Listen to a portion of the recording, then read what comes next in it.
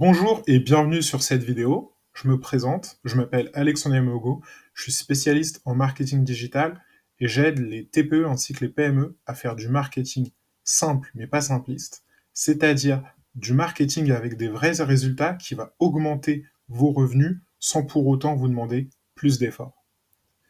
Donc aujourd'hui, je vais vous parler d'une méthode très simple pour rendre votre marketing plus efficace, mais surtout plus facile.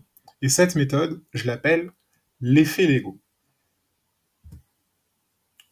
Donc, l'effet Lego, qu'est-ce que c'est? L'effet Lego, c'est quelque chose que j'ai découvert lors de mes missions de freelancing, quand je faisais beaucoup de rédaction, beaucoup de copywriting. Je me suis rendu compte que, quel que soit le client avec qui je travaillais, et que ça soit pour la rédaction d'une page de vente, ou bien d'un email, ou même d'un lead magnet, eh bien, ou d'une publicité, eh bien, je travaillais toujours de la même façon, je réinventais jamais la roue. Je décomposais le message en sections, et c'était quasiment toujours les mêmes sections. Il y avait toujours un moment où je parlais du problème de la cible, toujours un moment où je parlais des conséquences du problème, un moment où je faisais une promesse, je mettais les preuves de ces promesses, je répondais aux objections, je répondais aussi aux croyances limitantes, et c'était toujours la même chose, juste dans un ordre différent. Et en fait, c'est ça l'effet Lego. Je me suis rendu compte à ce moment-là que le marketing efficace, c'est pas vraiment de la création, c'est plutôt de l'assemblage. Et avant d'avancer, je voulais tacler ce mythe qu'il faut toujours partir de zéro quand on crée un asset, un actif marketing. C'est absolument pas le cas. Vous n'êtes pas obligé de devenir victime du syndrome de la page blanche. Tout ce que vous avez à faire, c'est partir de votre offre irrésistible. C'est pas juste une promesse, non. C'est votre kit de Lego. Pourquoi?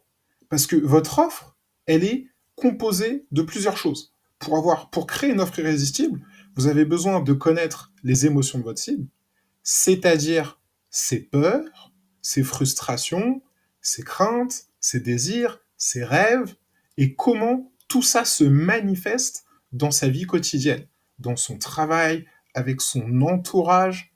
Vous avez déjà ça, et vous avez aussi votre promesse, la promesse que vous leur faites. Quels sont les bénéfices de votre offre et les preuves que vous avez autour de ça?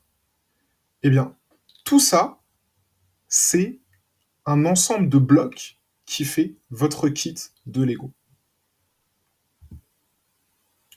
Donc voilà, voilà les exemples les plus courants de vos blocs Lego marketing. Comme je le disais tout à l'heure, vous avez votre bloc promesse, qui est votre offre irrésistible avec la currency. Donc, si vous ne savez pas ce qu'est la currency, j'en parle déjà dans mes vidéos précédentes. J'ai une vidéo spécialement pour ça, mais pour la faire courte, en gros, la currency, c'est le désir de votre cible quantifié. C'est le chiffre qui va faire réagir votre cible. Il va lui donner envie d'en savoir plus sur votre offre. Donc voici d'autres blogs, comme je disais tout à l'heure, le blog frustration, il y a le blog crainte, mais aussi envie, objection, le blog preuve et le blog citier, évidemment. Parce que à chaque fois que vous créez un asset marketing, faut qu'il ait un objectif. Et à la fin de cet asset marketing, vous devez demander à votre cible de faire quelque chose. Donc le blog citier est aussi très important. Donc voilà, quand vous avez cet ensemble de blocs, vous passez d'un marketing qui est une science inexacte avec lequel vous savez pas vraiment quoi faire et à quel moment, vous passez à quelque chose de concret, à quelque chose d'organisé. Moi, j'aime bien dire que vous êtes plus dans la science inexacte, vous êtes maintenant dans l'architecture. Donc voilà, comment assembler vos blocs. Là, je vous ai donné 3 exemples de comment utiliser ces blocs dans diverses situations. Prenons l'exemple d'une publicité sur Facebook ou sur LinkedIn. une publicité sur ces plateformes est toujours composée d'une accroche, d'une solution et d'une action. Donc comme vous le voyez ici, l'accroche, ça va être le bloc frustration. Par exemple, est-ce que vos coûts de publicité explosent? Le bloc solution sera donc votre promesse et votre currency. Dans ce cas-là, ça pourrait être voici comment obtenir 3 fois plus de leads sans augmenter votre budget. Et le bloc CTA, cliquez ici pour en savoir plus ou télécharger ce document. Voilà, CTA au choix en fonction de la publicité. Un autre exemple, c'est sur une page de vente. Le but d'une page de vente, c'est de déconstruire le doute, prouver la valeur et inciter l'achat du produit ou du service. Donc évidemment, ça va nécessiter plus de blocs parce qu'une page de vente, c'est souvent plus long. Bien sûr, ça peut aussi être en fonction du produit ou du service que vous proposez. Vous n'allez pas faire une page de vente aussi longue pour un produit de 50 € que pour un produit de 500 € par exemple.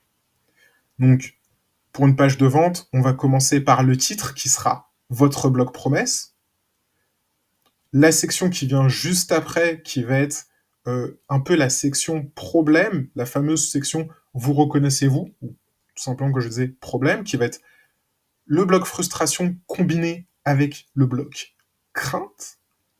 Vous allez ensuite avoir le bloc rêve qui va vendre à votre cible la vision de ce à quoi sa vie pourrait ressembler avec votre produit ou votre service, enfin avec votre produit, plus quand ils auront réglé le problème avec votre produit ou votre service.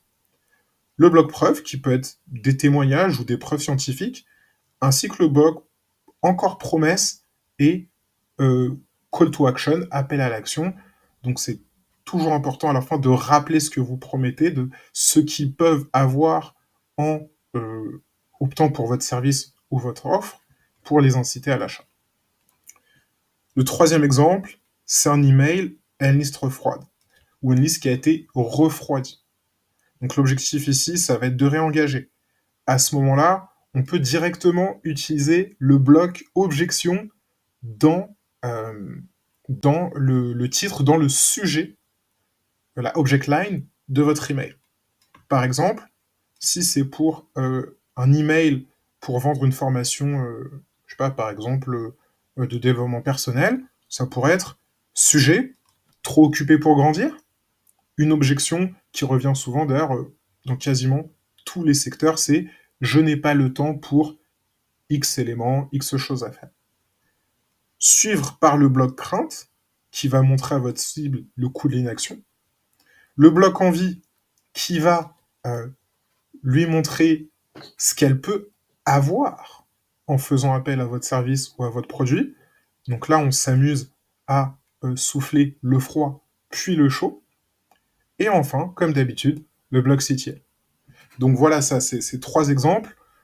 Comme vous savez, il y a beaucoup de formules de copywriting ou de formules tout simplement marketing qui vont, chacune d'entre elles, utiliser différents blocs. Par exemple, on peut penser à PAS, problème, agitation, solution, qui correspondrait dans nos blocs à problème, agitation, ça serait frustration et solution, bon, le bloc solution aussi.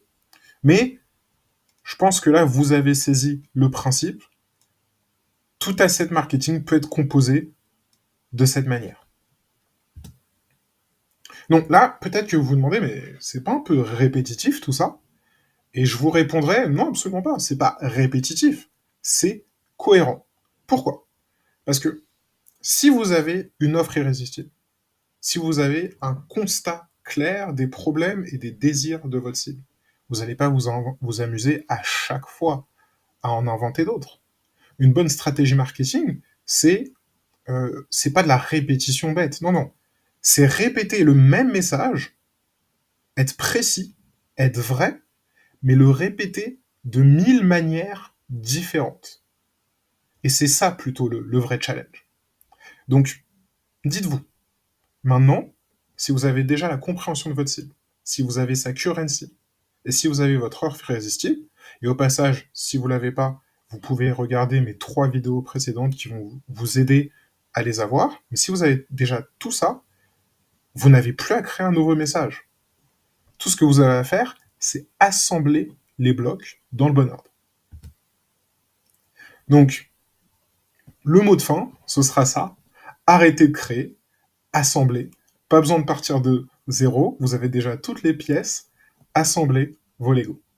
Merci de m'avoir regardé. Abonnez-vous si vous voulez plus d'astuces. Et à la prochaine vidéo. Au revoir.